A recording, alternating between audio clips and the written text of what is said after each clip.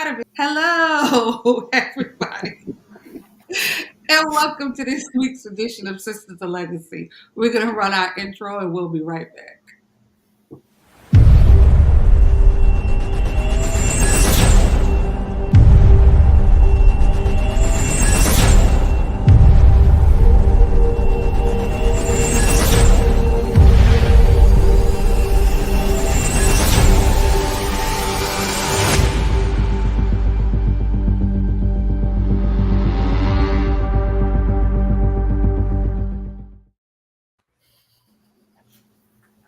Hello again, and welcome, guys, this week. So we have a guest with us tonight.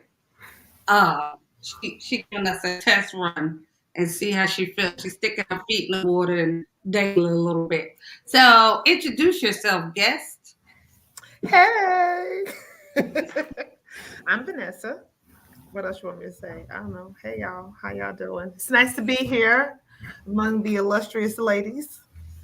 Thanks for having me. Okay. And then we have our other two ladies. Like to introduce yourselves again. I feel all regular tonight. I'm Shanetta. Katrina, good evening. That's all I got. Listen to that, Katrina. Good evening. That sounded so. Listen, I'm here. He said, "Oh, what the? Hi, husband. Yes, look who's in the building." I didn't tell him he'd be talking too much. And Lisa, thanks for always supporting us. All right, ladies. So we're gonna jump right in because, as always, I be having all these thoughts running around in my head. What he say? Hey, Larry, how are you? Hope all is well. So our topic for tonight, if I can find it. Oh, it's on the bottom. There you go. Is do we lack the courage or conviction to do the unpopular thing? So I came up with this because I don't know how widespread it has become, but I guess this is the most newsworthy topic of the week. I was thinking about everything that happened down in Alabama with the boat and all of that. And I know there was like varying opinions. And of course, there have been posts and there have been people with the Black Power sign and all of that stuff. And whereas I understood, like the outrage and the anger and all of that, I wondered though, could one person have changed some of the outcome of that? Because we know that there were Caucasian people arrested, but there were also people of color arrested. Rightfully or not, that's a matter of opinion. But I was thinking, like, could one person really have changed the outcome of that day?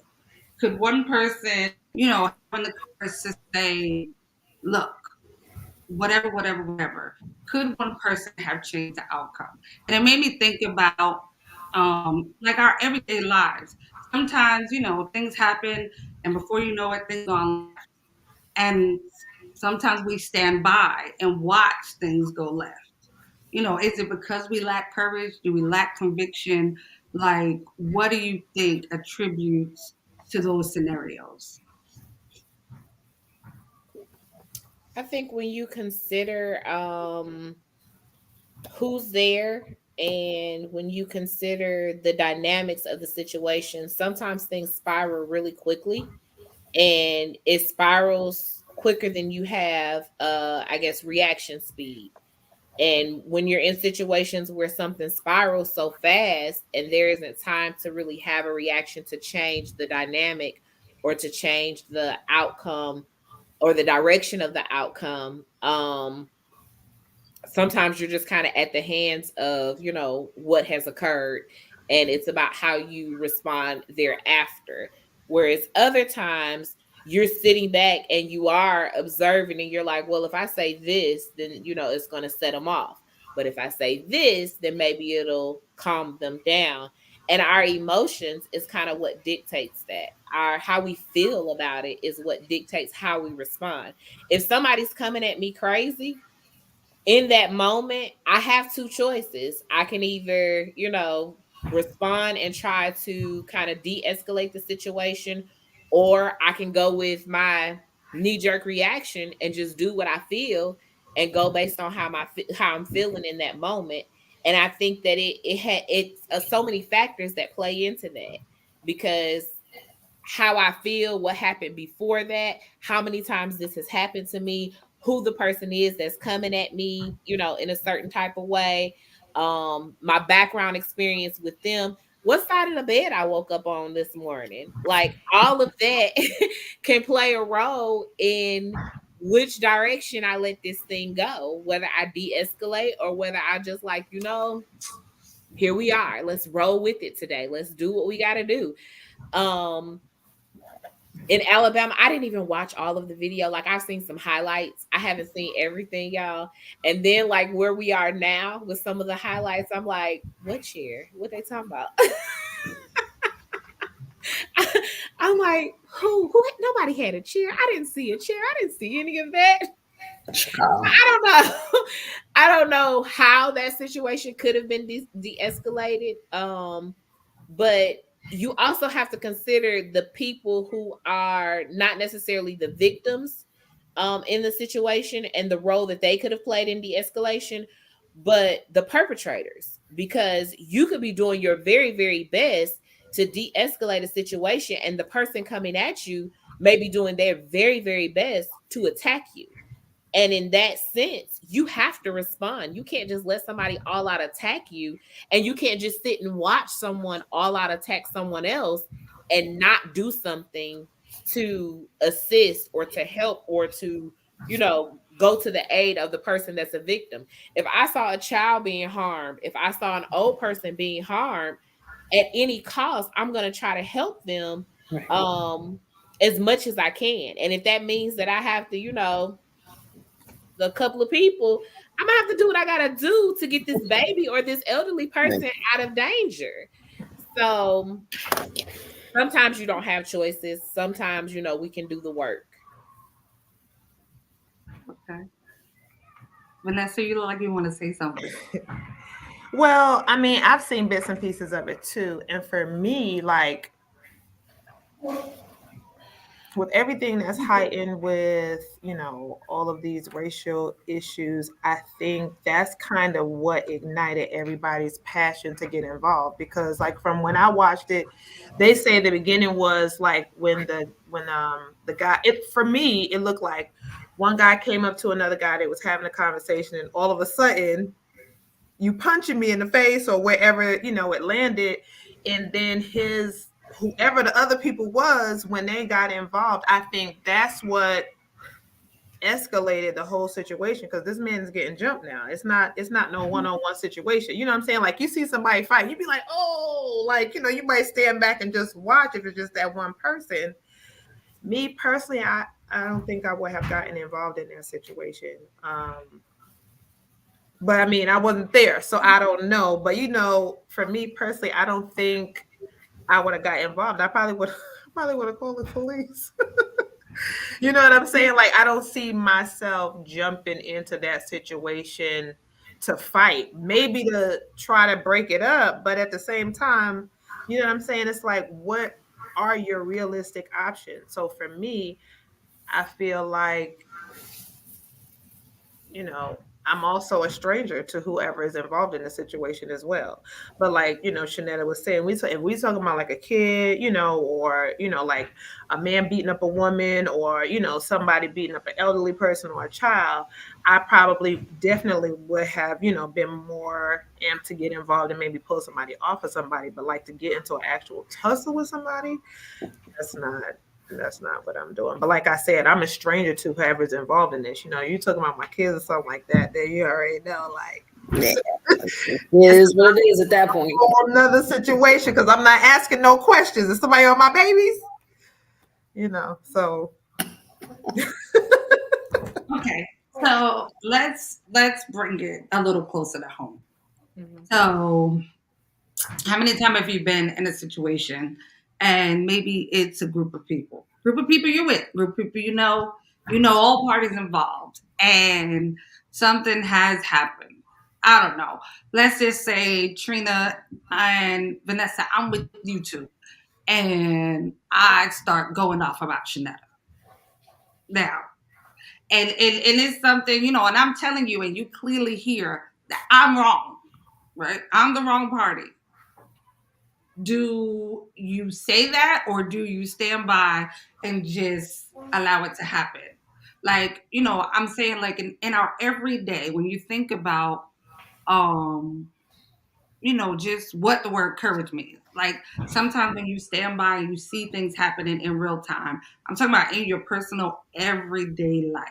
Like, sometimes you just allow things to happen. You don't take a stand. You don't say something one way or another. There's no courageous stand. You don't have. It's just like, oh well, whatever. Like, how is the situation different? Like, do you feel that you're that person that takes a stand for things? Do you feel like your convictions are made known? What do you feel?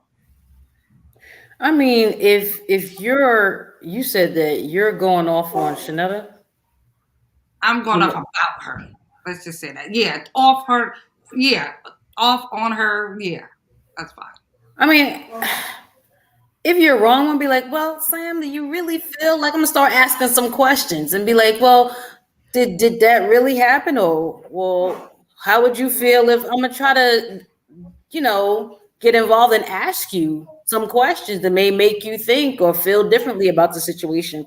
I'm not gonna come in like, oh, you wrong, like, because that's just not me. I'm just gonna say, well, maybe you should think about A, B, and C ball. How would you feel if that happened to you? I'm just gonna try to pose a few questions and maybe try to change your mind about it. I know for me, like, there's been one or two times, and it rarely happens, but one or two times, like my kids they'll go at each other, and it'll just be a quick. They start and they're going back and forth. Normally, I just sit back and I see now what y'all going, how this gonna play out. I try not to get involved because I want them to do problem solving, and it's a good place in the home for you to learn how to deal with people and how to argue with people, how to argue fairly. And there's been times I'll be like, well, maybe you should have, after it was over, I'll say, well, maybe you should have adjusted your tone, and maybe it wouldn't have escalated that way. Maybe y'all should talk about it like this, and maybe you shouldn't have went off on him, or maybe he should have just stepped back and, you know what I'm saying, just to let them see this is a better way to deal with each other. So in that scenario, I usually, from them growing up in little just arguments, I just tried to stand back and watch and see how they dealt with each other and not get too much involved in it. And I think when it comes to that, for me, that was just kind of my way to kind of teach them. But it never got to where I needed to step in, because if I needed to step in, then of course I would. But yeah, there's sometimes where sometimes you can just like Shannon was talking about, de-escalate by asking some questions and just say, well, maybe this or that. But then again, you grown, so sometimes you gotta let people work it out. Okay. I think I would have to say, if I'm in if this person is not me, of course, that you're like going in on or going in about, and I'm listening to the situation and I hear that you're wrong and that you're like loud, hype, and wrong, I'm gonna let you get it out for a second, as long as you're not attacking that person. I'm gonna let you say what it is that you're trying to say if you're not physically attacking the person. And then I'm like, Trina, I'm definitely going to try to ask you some questions to get you to, like, rationalize what you're saying without even letting that person respond. Now, truthfully, if you're in a situation where you're probably like going off on somebody and like you're loud, hype, and wrong, depending on who you're dealing with, they probably about to get loud, hype, and wrong with you. Now, depending on where we are would depend on how I'm going to respond to both of y'all, to be honest. If we're in my house, y'all ain't finna fight up in here. We gotta calm all this down. Everybody gonna need to calm down and sit down somewhere. Because what we not gonna do is tear up my stuff. Because y'all hyping wrong. We gonna need to talk about it. You sit over here, you sit over here. Let's have a conversation and let's get this together. Um, if we out somewhere where we gonna get arrested, I'm gonna try to calm y'all down because I'm not trying to go to jail with y'all today. I got a job to go to tomorrow. I can't go to jail today. I might not even have bail money. We don't know. So I need y'all to calm down. If we're at your house, I'm gonna let you finish. You have to break your stuff. I'm gonna let you finish, but I'm not gonna let you harm my buddy here. So I'm gonna look at Buddy and be like, we might need to go. Like, get your purse, because this is about to go. We in her house, and like this might not go the way you want it to go. Like, you can't rise up on her in her place of residence. So like, That's true. we gotta go. She mad at you, and she wrong, and we need to talk it out later. But she mad at you. Get your purse, buddy. We gotta go. Get your bag, get your keys. Come on, we gotta get up out of here. We gotta go home. So it kind of like it really depends on some of those factors. But am I going to tell you when I think that you can hear me that this is not cool and that you are not like you're not handling this the right way? And while you might be upset, I get your perspective, I get your side. I need you to calm down and we need to talk about this and we need to be able to handle this like mature adults. Absolutely. I don't think I have a fear of standing up to someone when I see or know that they're just kind of wrong, even when it's unpopular or even when it's not, the end thing to do. I don't have a problem standing up to someone about that, but I think it's all in how you respond to it. And sometimes a person can be loud and wrong, but they're not ready to hear you tell them that they're loud and wrong. So you got to let them get it out. And after they get done with all their hoopla, then maybe you can say, okay, so I got a couple of questions for you. Like, how did you get here? How did you get in your mind that this was the way that thing was going? Because I don't really see it the way you see it. And I really want to understand how you think. But that also could come from me psychoanalyzing kids on a daily basis. And like, this is what I do with them. Like, I'm teaching, but in all actuality, I really do like do a whole lot of psychoanalyzation with these children. And I'm just like, well, okay, I hear what you're saying. But how did you get from point A to point B? Because I need to understand the route that you took. I'm not saying you're wrong. I literally sat and listened to kids give all out wrong answers today throughout class. And I was just like, well, you're not wrong, but tell me how you got there. Because if you tell me how you got there, maybe I'll understand why you gave the answer you did. After some of them, I was just kind of like, yeah, that's just wrong. Let's talk about it. Let me explain why. Others, it was just kind of like, ooh, I see how you got there. Not quite what I would have done, but let me tell you the route I would have gone and let me tell you why. So sometimes it's a matter of getting a person calm enough to talk. In some situations, people are not calm enough to talk and you just have to move. And if I see a person on a rampage and I can't talk to you and you can hurt me physically, I'm just gonna move. And I'm gonna try to move all the other people out of your way. When I have kids that want to tear stuff up in the classroom, the rest of us gotta go. You want to tear up the classroom? Tear up the classroom. We're gonna go out here in this hallway and wait on somebody, to come in here and deal with this situation. I tell kids all the time in the classroom, that's one of my beginning of the year speeches. I don't break up fights. Y'all big as me. Y'all almost in high school. I don't break up fights. Y'all want to fight? I'm going to press this white button and I'm going to wait on somebody else that want to break this fight up. So if you going to start a fight, you need to be big enough and bad enough to hold your own until somebody that can really help you get here. I'm not breaking y'all up. I'm not doing that. And they all look at me and they be like, nah, you. And if you tear up my stuff, your mama better be able to pay for anything personal that I brought in here that don't belong to the county. My goodness. And they be like, yes, ma'am. Don't tear up my room. I'm gonna need y'all. And I promise you, every year I've had kids when they fight, they do not fight in my room. They take it somewhere else. They might do it in the bathroom, but it's not on my watch. They might do it in PE, but it's not on my watch. So, of course, we're not going to say what school you work at. No. Because we wouldn't want to alarm any parents. Okay, so I get what you're saying. I don't know if I'm phrasing my question to get to the conversation that I want to have. That is my struggle right now because I like okay, I'm listening to your answers, but it's kind of like I don't know, it's overshooting where I was trying to get to. Okay, so let's try this. We're all church babies to some degree. Been in the church over 10 years minimum, all of us. Okay, so in church, a lot of times you see things, you hear things, uh, you experience things that aren't always kosher. Let's just say that. Like, how do you address it? How do you deal with it? Like, let's just say it's somebody that has a title. And of course, like church babies, y'all already know what those things mean. And it doesn't have to be like a pastor. It could be, a missionary, the usher, the mean usher, like that type of stuff. Have you been in a position where you've had to, exercise the courage to actually, you know, say something? Because there's always people that, folks are like, oh, that's just how they is. Oh, she just like that. Or is, oh, she didn't mean it that way. Like there's always the brush offs. Like there's always, the one offs. Oh, you must have caught her on a bad day. Like, in those situations when those bad days turn into 2 and 3 bad days, or it's every first and fourth Sunday, or, whatever it is, how do you address those situations? So,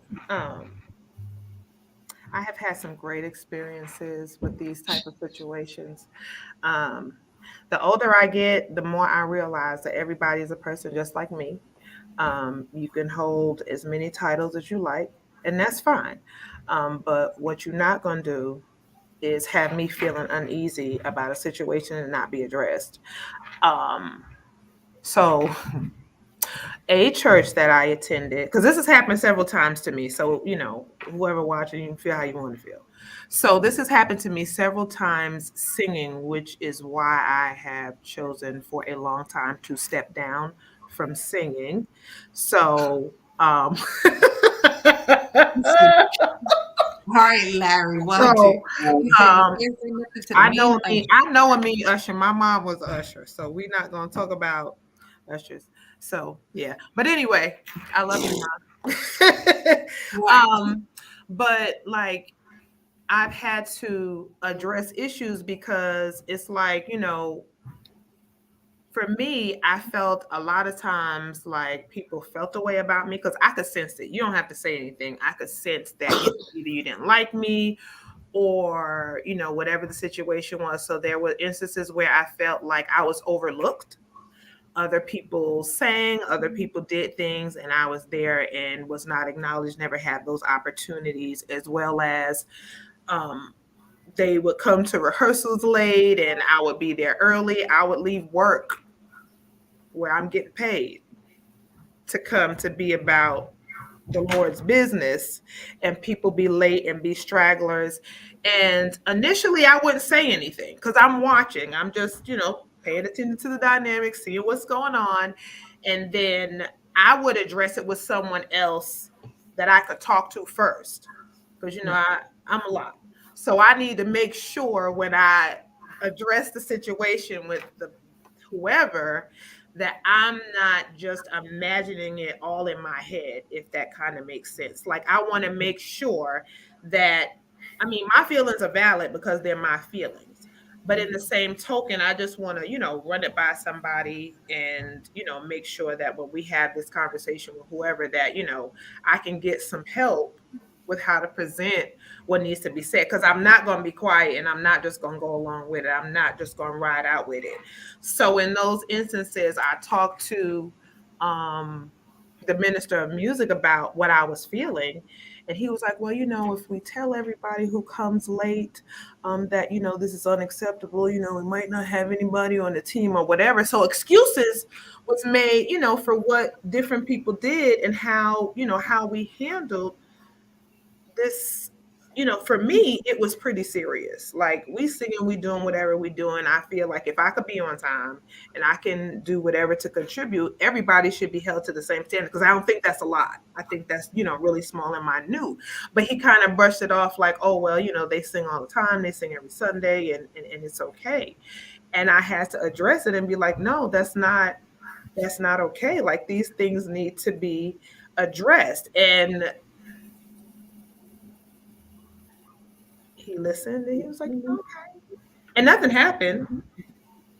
So, I waited a little longer and I mentioned it during one of our meetings and I said, this is unacceptable. And I said, my intent is not to be disrespectful or make you feel away, but this is what I see and this is what we're doing and it's not okay. And you know some of it was received and I believe some people were convicted by it and had a conversation with me and I feel like some change was made, but I'm never under any circumstances ever gonna just sit by and just be okay with stuff. I mean, I even asked the pastor if I could have a meeting with him and that never transpired because several occasions I'd be like, hey, remember I wanted to talk to you about. I said, oh yeah, we'll get to it, whatever. And so for me, when those issues weren't resolved, I had to remove myself from that situation so that I wouldn't be affected by it because it began to really vex my spirit. Like I just was like, yo, I can't be here trying to do this and these are the obstacles. And so, like I said, for me, I'm not gonna just sit by. I need to talk to somebody and you don't always get the answers you want or the outcomes that you want, but I can't if I don't feel that there's any resolve in the situation, I'm just gonna have to step out. But somebody needs to be held accountable. If you don't say anything, you'll never know if any change is going to happen or if you know what I'm saying, or even if they're aware. I don't think people on the outside were aware of what was going on, or if they, like you said, they make excuses. Oh, they just do that and it's okay, and it's not. Right. Okay. Shanetta? I think when you're in ministry and when you're working in ministry and in church, um a lot of times what we as members observe and see, it's not that leadership doesn't see it or doesn't observe it. It's that they've chosen in some instances to handle a person what I would say with kid gloves. Um where it's like as opposed to offend this person and remove the blessing, benefit, whatever word you want to use that they bring to the ministry, we just won't address this. And when you're observing that happen, when you're a member and you're seeing that happen and you're like, do they not see what I see? Because I see it, you see what I see. And members, we're kind of looking like, now I know good and well that pastor and first lady and minister so and so see what this person, and we're wondering why they don't address it. For us, it feels like, well, ain't this just a slap in the face? Like we sitting here, we sacrificing and we, bending over backwards to make sure we can do all the things, and you just let this one come in here and run amok, and it seems like they just get to do whatever they want to do.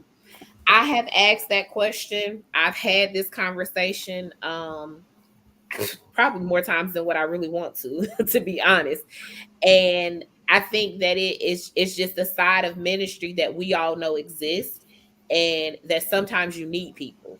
And in you needing people, there are certain things that you address and certain things that you do not address. Now, as a member, I've definitely been one to kind of call it like I see it. I'm kind of want like, I don't like that. I don't like what you're doing. I don't like how you moving. I do not like this. And I've also been one to have my coattail pulled and, pretty much been told, okay, it's time for you to be quiet. You didn't talk too much. You didn't say it too much. Ma'am, just, let it go. Leave it alone. So again, it depends on the situation as to, how much I give.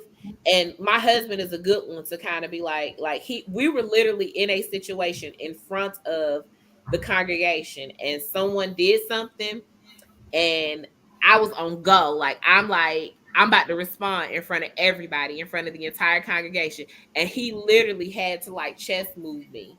And he was like, I got it. And it was kind of like you don't have to respond to this. I'll take care of this one. Now that was a husband move. That was more, that was kind of him saying, you know what, not my wife, not today. So that was kind of a husband move where he kind of pushed me back, and he was just kind of like, you know what, I got this one. And he dealt with the situation.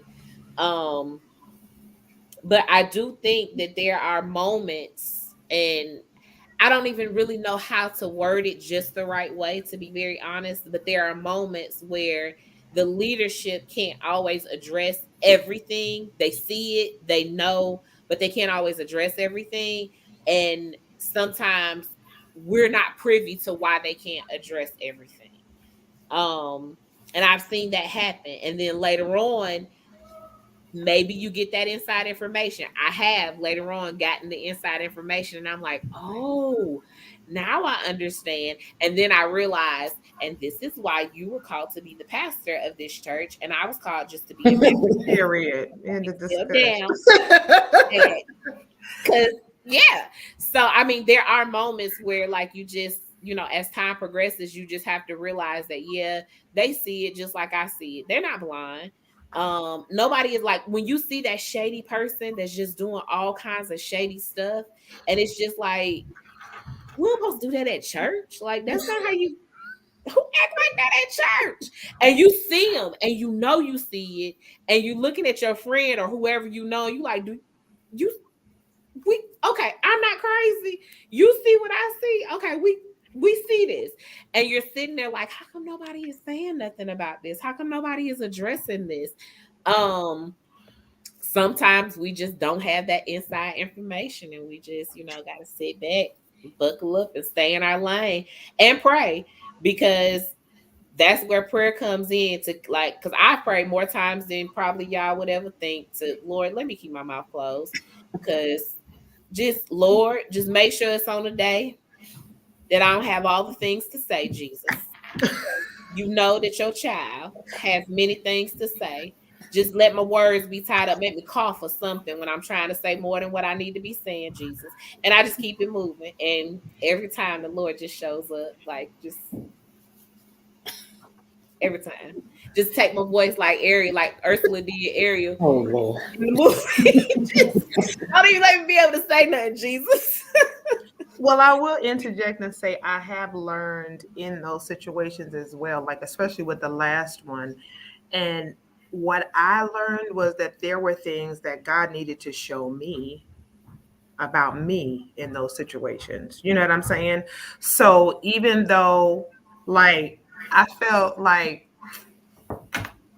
Peter, like somebody's ear needed to come off. Like I needed to offend the God that I serve, because I didn't like how they was doing Jesus. You know what I'm saying? So for me, like I was like, y'all not gonna be okay. So what we not? So even in those situations, I, especially the last one, because I had started to build a better relationship with God, and I was like, doing so much more. So I think there was just in those instances also some things that he needed to pull out of me, patience and long suffering, and some of them things that just we don't always like fruit.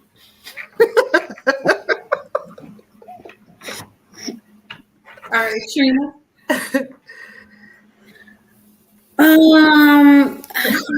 When it comes to the whole titles and church folk, I really just be minding my business. I just kind of, it's been too long. Know too much. I can't.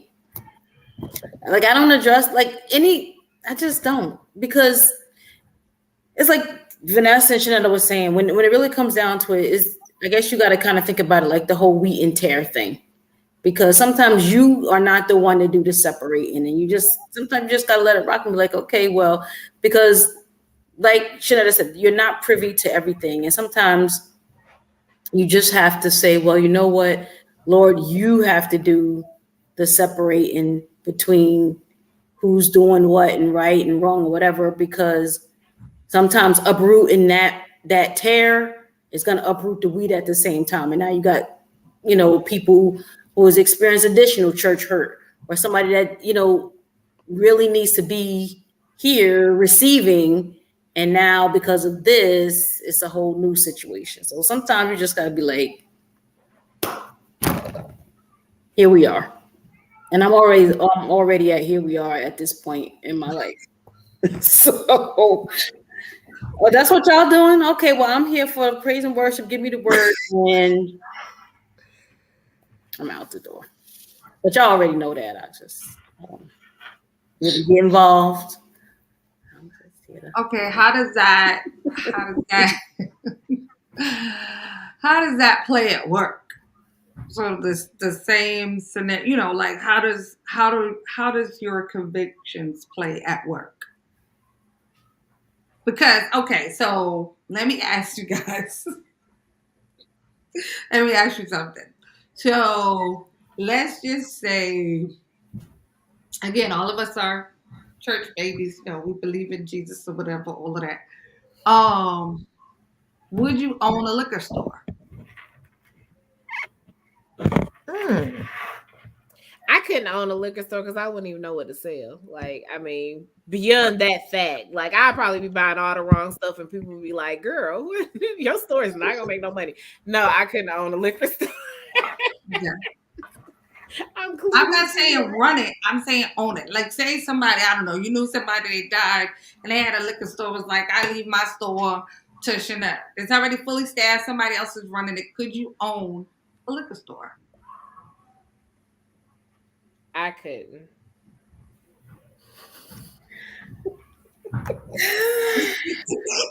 What's the profit margin? Like, because I'm like, ooh, liquor store, they make a lot of What's the money. Somebody, and it's a preacher, called me and asked my opinion as to whether he should invest in a cannabis dispensary. I said, well, it's legal Some places. in New York. It's legal. Okay. Um, and I know this is from left field, but I feel like, all these years that the Rasta man didn't get his due, he should be the one that's just getting the profit from, you know what I mean? Like,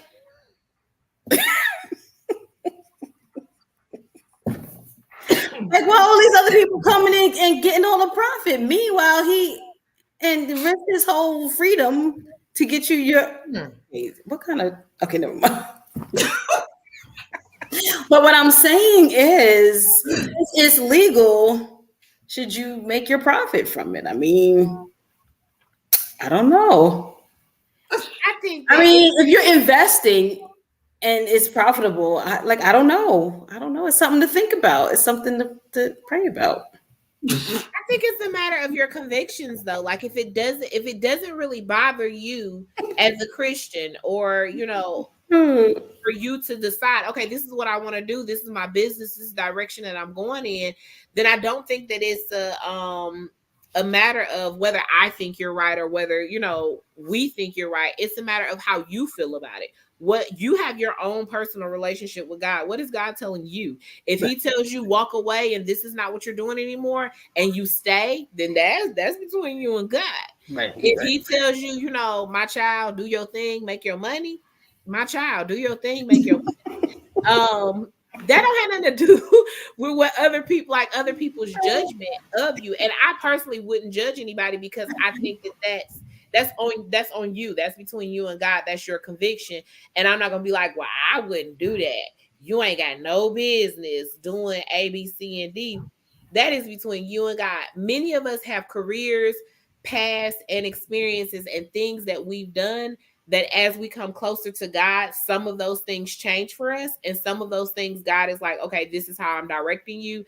This is how, and then you meet some people who they may have this whole, holier than thou mentality, and they saved, sanctified, and filled with the Holy Ghost, and that with a mighty burning fire and all the things, and then you hear them say things and you see how they move, and you're just kind of like, but you questioning this person over here about the liquor store they own. This don't add up. So I think it's not our place to judge anybody about anything like that. Like if someone decided that, hey, marijuana is legal in this state, we can make money doing this, and they don't feel a conviction from God to do it, go forth and prosper. My friend, please go forth and prosper. Pay your But tithes and go forth and prosper. the thing is though, where do you draw the line? So for example, where do you draw the line? For example, as an attorney, I never practiced in criminal law. However, if I had a client who I knew was guilty and I still had to represent them, then I still have to represent them. I legally have to not say anything. I legally have to be zealous in my representation of them. Yeah, Um, is that Christ-like, or am I doing my job?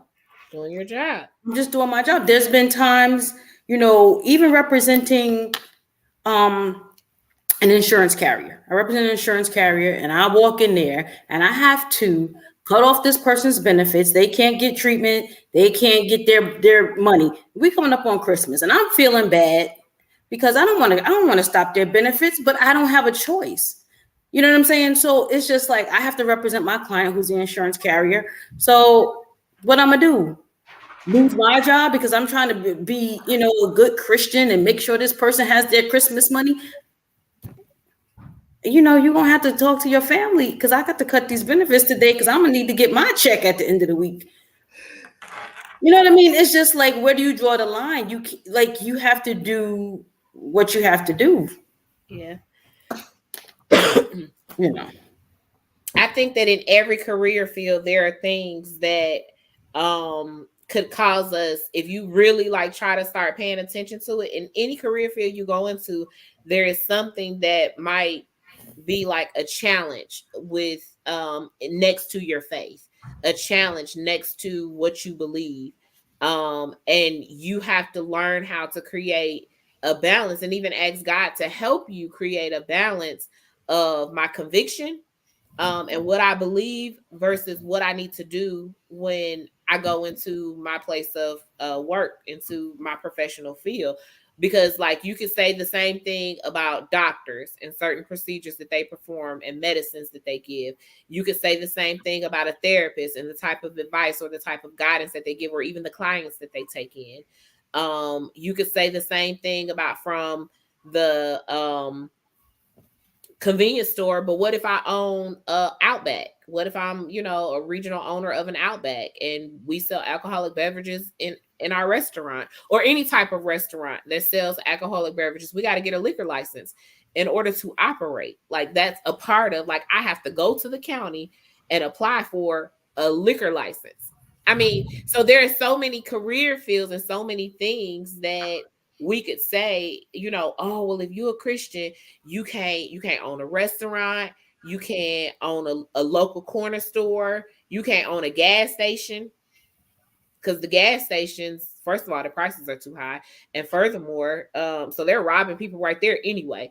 But going beyond that, like, they sell beer and other alcoholic beverages inside the gas station. So, like, we could make a list of all the things that somebody could judge us for having a job as, like, that's why it really boils down to your own personal conviction. Like, what do you say? What does God say to you about what you're doing? And then there are people who literally God is like, hey, I'm convicting you in this way. There are people who they get saved and the Lord is like, don't you ever put on another pair of pants again. That's between you and Jesus. He didn't tell me not to wear pants. I wear pants to work every day. I'm not gonna wear them to church, but I'm gonna wear them pants to work because I'm not wearing a skirt to school, middle schoolers. But whatever. If that's your conviction, that's your conviction. I had a coworker down the hall. She wears a skirt every day. Nope. That's your conviction. That's between you. I love Jesus just like you do, girl, but my pants zip up. So here we go.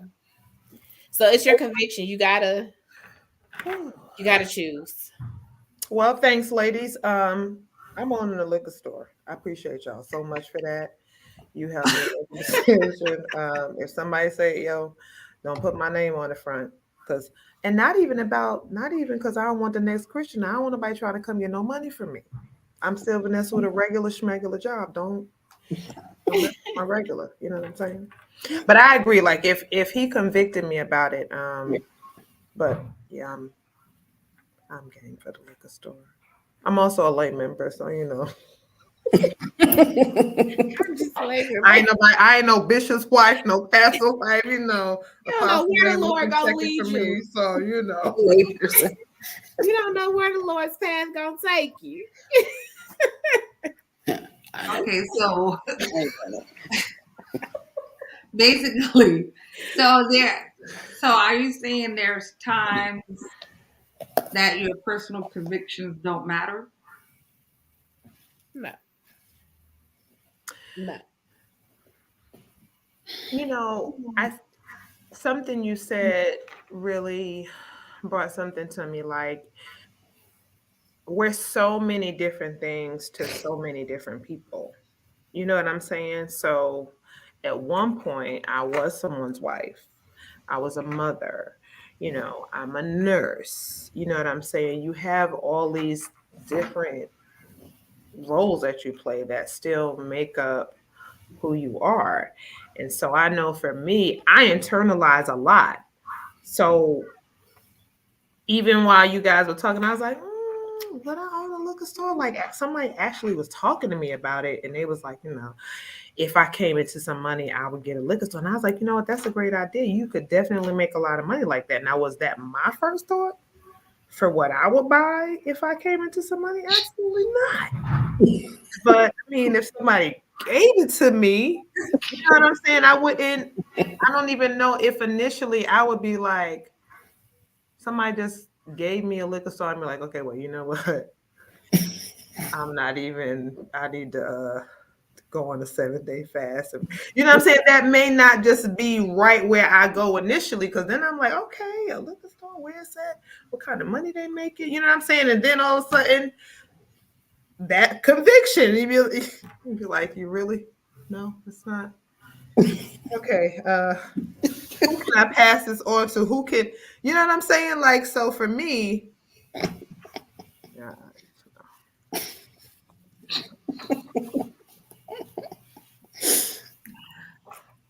Okay, I so wouldn't say personal conviction though doesn't get set, that it gets set aside. I would say that your personal conviction is what guides you and what you choose. okay, that's good. okay, I guess that's a fair assessment. Um, I of course my mind is always turning and things are always happening.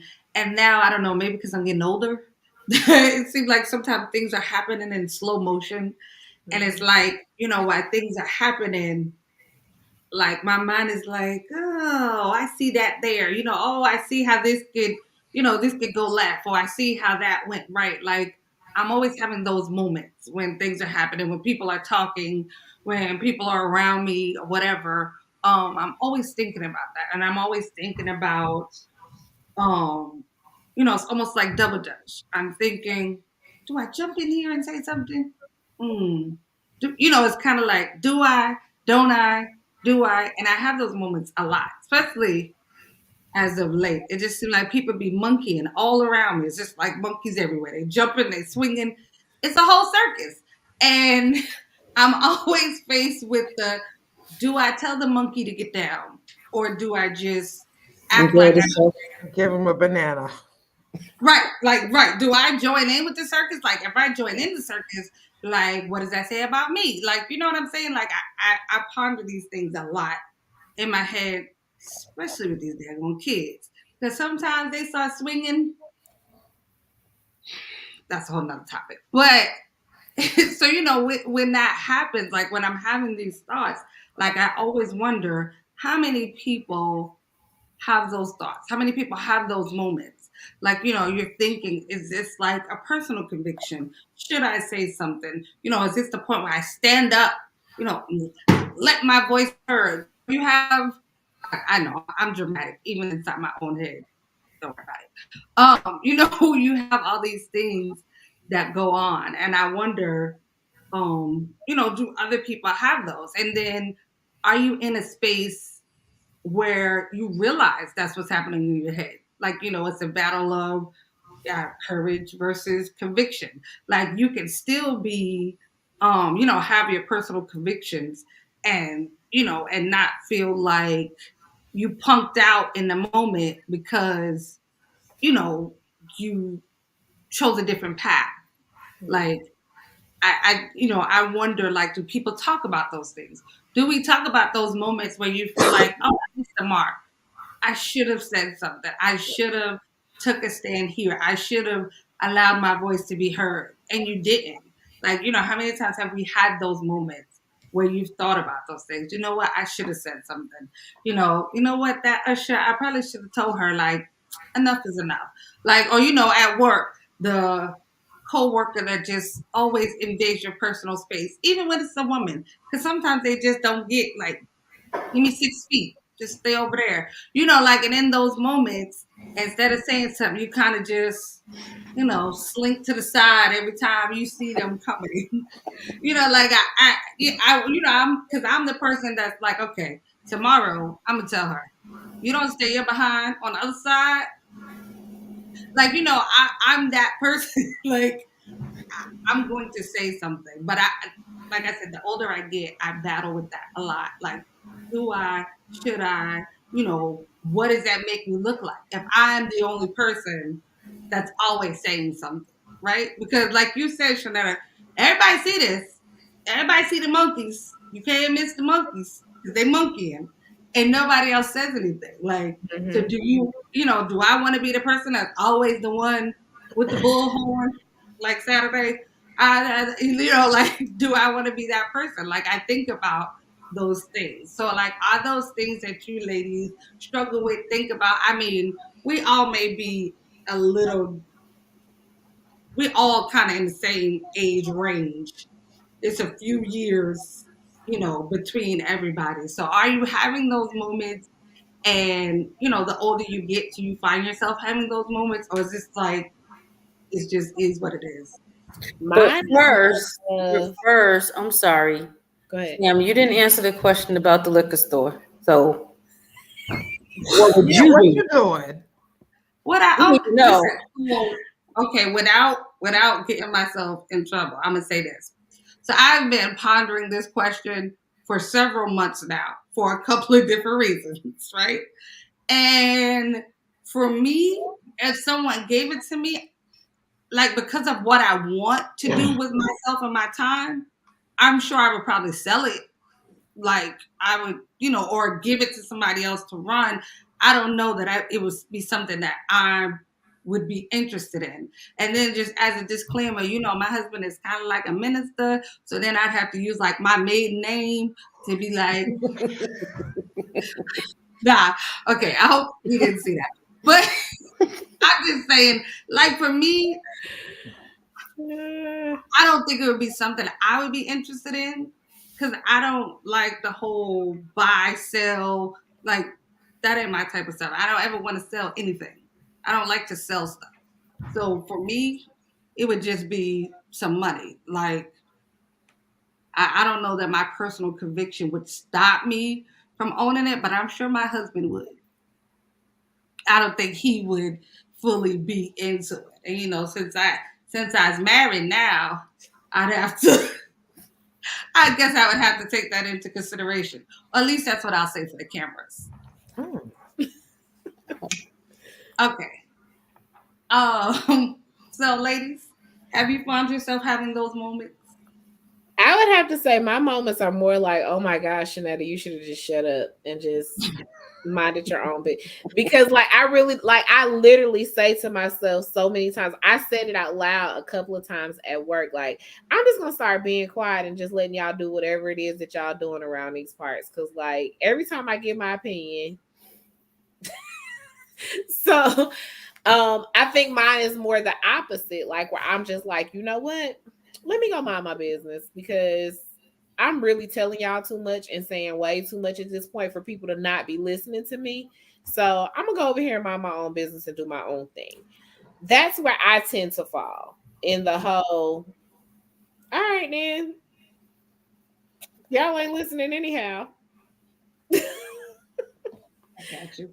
So I Vanessa. probably say too much. Um, so since I've become a nurse, I think that has played a lot in different things, not even just being a nurse, but different situations that I've been in the past 2 or 3 years have put my mindset in a different place. And I just can't sit by and just let things happen. I just, especially if I'm going to be around, like I can't have these things like around me all the time. It's just not going to work for my mental. So I know, like, even at work, like I'm at a different location now. And when I walked in one day, I was like, what's going on in here? What y'all got going on? People wasn't speaking and stuff. And so I was like, okay, so look, we ain't going to do this. I can't be here and live like this. So what's going on, talk. I don't know why I feel the need to be a peacemaker, because I don't feel that's me. I want all the smoke. I want to, just mix it up a little bit, confrontation, like what you want to do. But it just seems like now it's more of, okay, this is not okay. How can we fix it? And I think I'm still working on how to deliver what needs to be said. So that's kind of where I am. Like, I just feel like, everything should be cool and good. So unfortunately, that, all right, then I'm haven't got that down just yet. Okay, Trina, I'm pretty sure I know your answer, but I mean, first of all, I don't come in contact with a whole lot of adults at this point, but just just with regard to like parents, like it just depends on whether I'm gonna. I try to choose my battles. It's really about choosing my battles. I have a rule that the kids can't bring certain things in. Yet it seems like at least once a week here they come walking up to the door with something in their hand, and depending on what it is, I just whatever. But if it's you're not gonna come in here with no cake at 8 o'clock in the morning or chips open, absolutely not. I take it, I hand it to the parent, goodbye. Like I'm not doing it. Cause it's just a mess. And then you're gonna come here. I got gum, and now I got little pieces of gum all over the toilet. No, no, no, no. So sometimes I have to draw the line. If they come in there with their little car, okay, you can bring your little car in. So there's because there are times I have not said anything, and then now I'm dealing with a whole meltdown. And I'm like, okay, I'm not gonna do that again. I'm not gonna put myself through it. So next time when you come to this door, the answer is no, whatever. Now you know what the rules are, but every other day you're trying to just let them. And I know the parent is trying to pick their battles because they falling out at the house because they want to bring it out. You know what I'm saying? So she's trying to pick her battles.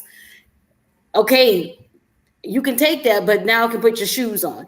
You know what I mean? It's just, I don't know. Like, kids are different, I guess. 'Cause I mean, you got a 3-year-old who's refusing to put their shoes on. Again, but overall, it really is about choosing your battles sometimes. Sometimes it's not worth it to say something because now you're dealing with the blowback and the fallback, and you could like, so it's like, am I dealing with this or am I dealing with that? Am I dealing with the fallout over here or am I dealing with the mess? So choosing your battles, evaluating what you can and cannot deal with has a lot to do with it. If it's affecting you personally, if it's not affecting me personally, again, we're just gonna watch the monkeys fly and enjoy the show. I got you. Well, like I said, it's been a real interesting period for me. And I told y'all, well, I've been telling y'all, I've been going through all these interesting changes. I don't understand. Like, so much about me is changing, and I'm not really digging it. Let me just say that. Like, I know, life happens, cycles happen, and all that beautiful stuff. But to be on this side of it, it's for the birds. But yeah, I guess choosing your battles, that is a big thing. Deciding, like we said, what you can and cannot live without, or can or cannot live through, I guess, in some situations. I guess that is important. I will say that I learned a lesson on this Saturday, from somebody on this screen, because I watched them encounter something and they was like, no. And even though I heard them say no, I was like, you can't say no. Somehow in my mind, I went back to being a kid where, when the elders ask you something, you just go along with it. And so I said yes. Somebody else said no, and I suffered. I truly did suffer for that yes. And I suffered so much that on Sunday, when somebody else came up to me, before she could even get the whole sentence out, I was like, no. And she was like, and I was like, I'm sorry. I learned a lesson yesterday that no is okay. So I'm exercising my no. Like, Absolutely. it was really one of those moments that, like that I really, it was like one of those pick your battle moments, because I somehow in my mind, I did not feel 47 years old when she asked me.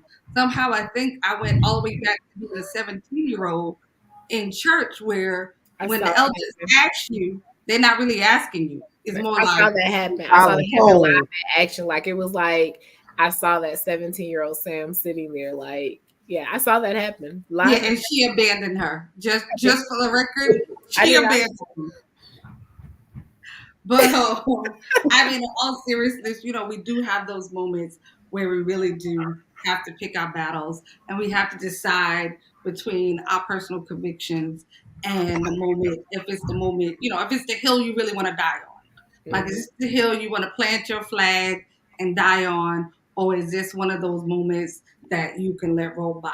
I think it's important sometimes to make the hard decisions, because it's easy to do what everybody before you has done. Mhm. That's easy. It's easy to follow in everybody else's footsteps. It's easy to give the normal response. Well, this is how I always respond. That's easy. When somebody say this, you better not say this to me, because I'm gonna say that. Like, those moments are easy.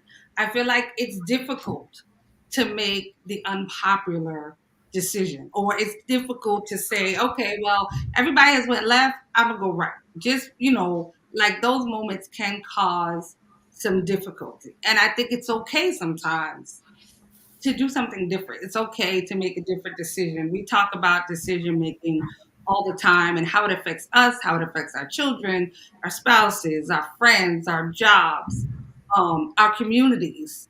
It Mhm. all starts with one decision, and it all starts with how you handle one situation. I mean, I know for some people, they look at some of the situations that happened this week in the media, and they feel like we made giant strides. And then there's going to be people that look at those situations and say, they see us just the same way they've always seen us. It's two sides of the same coin. But I think it's important to, in those difficult moments, kind of hold on to your convictions. It's okay. It's okay to be the only one that don't. It's okay to be the only one that does. Like, whatever you decide, make sure it is something, like Trina said, is pick your battles. Make sure that you are picking and fighting your own battles with things that you can live with, and being able to look yourself in the mirror. So we are on every Thursday. Ladies, did you have any last words? I'm sorry, I was wrapping up too fast. No? Okay, we are on every Thursday at 8 p.m. We thank you if you're watching us in the replay. We appreciate you. We will be back next Thursday, maybe the four of us. We'll see how she did sticking her feet in the water. Thank you, Vanessa, for joining us this week. We appreciate you giving us your time. Ladies, as always, I appreciate you. And until next week, be safe. Bye. Thank you for watching.